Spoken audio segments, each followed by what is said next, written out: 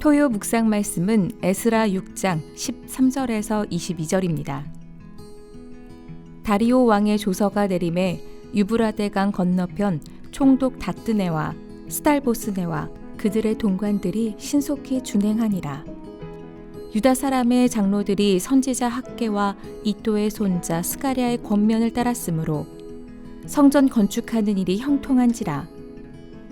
이스라엘 하나님의 명령과 바사왕 고레스와 다리오와 아닥사스다의 조서를 따라 성전을 건축하며 일을 끝내되 다리오 왕 제6년 아달월 3일에 성전 일을 끝내니라.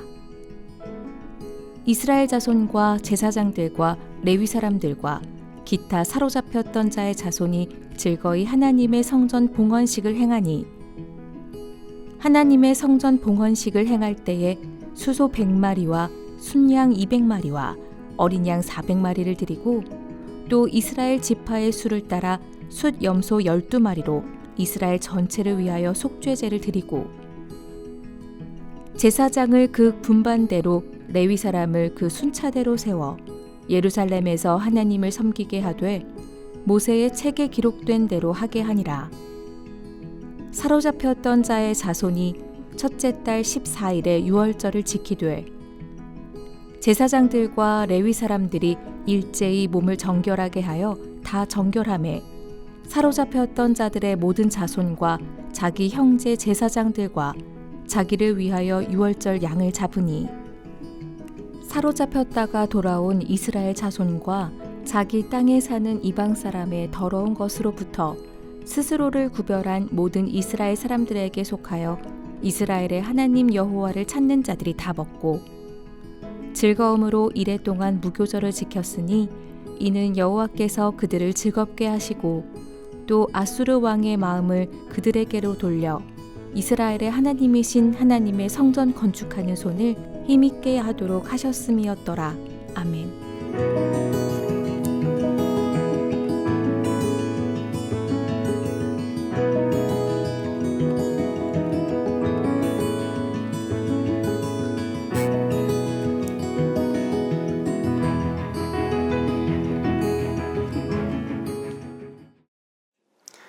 토요 묵상 예배 가운데 나오신 성도님들을 환영합니다. 그분이 이루어 가시는 일이라는 제목으로 함께 본문 말씀 나누려고 합니다. 요즘 뉴스를 들여다보고 세상을 돌아가는 이야기에 귀를 기울여 듣다 보면 참 끔찍한 소식들을 많이 듣게 됩니다. 정치, 경제 갈등은 골이 깊어져 가고 성별 갈등은 점점 더 심해지고 있습니다. 학교에선 교권이 추락하고 가정에서는 차마 입에 담지 못할 끔찍한 일들이 일어나고 있죠. 문제는 이러한 공동체는 우리 삶의 기반이 되는 디딤돌 같은 것이라는 데 있습니다. 가정과 사회, 관계가 무너지면 우리의 삶은 위태로워지죠. 관계가 무너지고 가정이 해체되며 사회가 단절되고 분열되는 이 시대 속에서 그리스도인인 우리는 하나님께로부터 어떤 부르심을 받았을까요? 어떻게 사는 것이 그리스도인답게 사는 삶일까요? 오늘 본문을 통해 분열과 붕괴의 시대 앞에서 우리의 부르심이 무엇인지를 함께 듣고 나누는 시간 되기를 소망합니다. 오늘 본문 말씀은 마침내 예루살렘 성전 재건이 완성되는 시점의 이야기를 그리고 있습니다. 15절을 보면 정확한 시점이 나오는데요. 이는 포로 귀환으로부터 약 20년 만에 이루어진 일입니다. 이스라엘의 범죄로 그들의 나라가 완전히 무너진 후에 90년 만에 하나님의 성전은 그 약속된 땅에 다시 세워지게 된 것이죠. 그 과정 가운데에는 수없이 많은 방해와 좌절, 난관들이 있었습니다. 특히 바벨론에서 바사 왕조가 바뀌는 거대한 혼돈기 속에서 예루살렘 성전 재건은 풍랑 속 조각배처럼 위태로웠습니다. 그런데 놀랍게도 거센 바람 앞에서 흔들리는 촛불 같은 그 시간 속에서도 하나님은 신실하게 당신의 일을 이루어 가셨습니다. 13절부터 14절 말씀을 함께 읽겠습니다. 다리오 왕의 조서가 내림에 유브라데강 건너편 총독 다뜨네와 스달보스네와 그들의 동관들이 신속히 준행하니라. 유다 사람들의 장로들이 선지자 학개와 이또의 손자 스가랴의 권면을 따랐으므로 성전 건축하는 일이 형통한지라. 이스라엘 하나님의 명령과 바사왕 고레스와 다리오와 아닥사스다의 조서를 따라 성전을 건축하며 일을 끝내되 예루살렘 성전 건축은 외적으로는 강대국을 통치하는 왕들의 정치적인 호의로 인해서 완성된 것처럼 보입니다.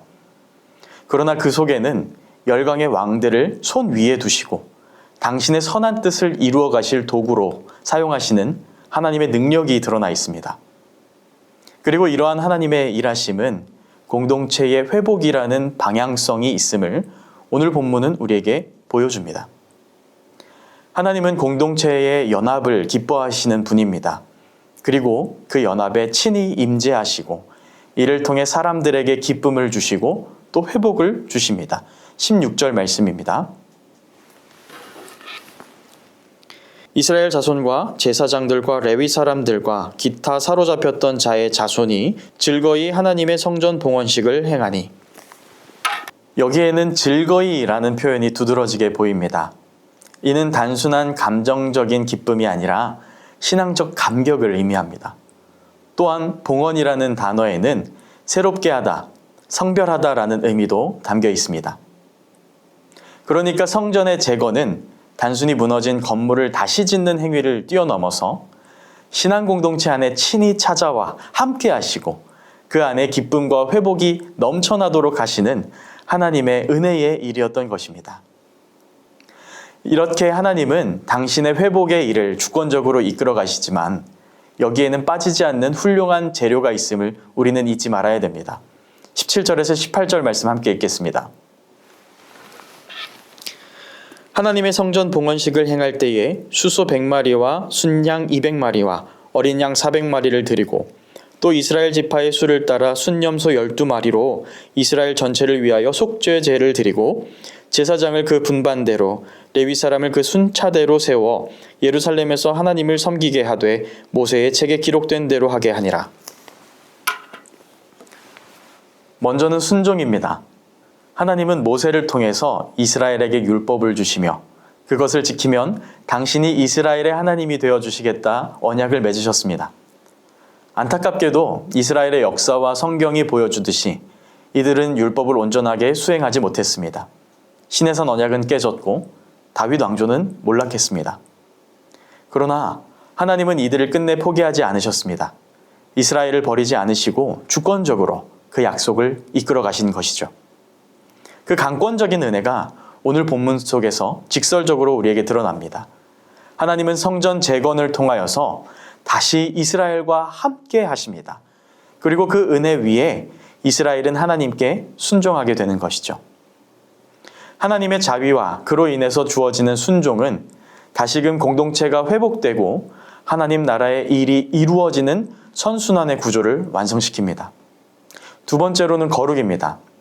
하나님께 동물을 바치며 제사하고 제사장을 세워 하나님을 섬기게 했다는 것은 율법을 온전히 따르는 거룩을 의미합니다.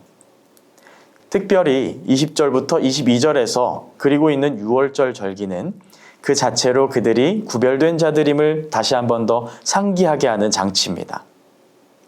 일반적인 종교에서의 제사는 신에게 무엇인가를 얻어내기 위한 수단으로 사용됩니다. 그러나 기독교의 제사는 제사를 드리는 이의 깨끗함을 위하는 일이지요.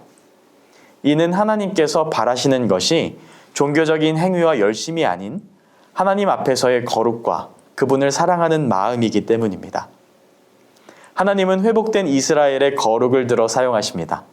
그리고 이 회복은 이스라엘 민족 안에서만 머물지 않고 혈통의 벽을 넘어 이방인들에게 하나님의 은혜가 흐르는 단초가 됩니다.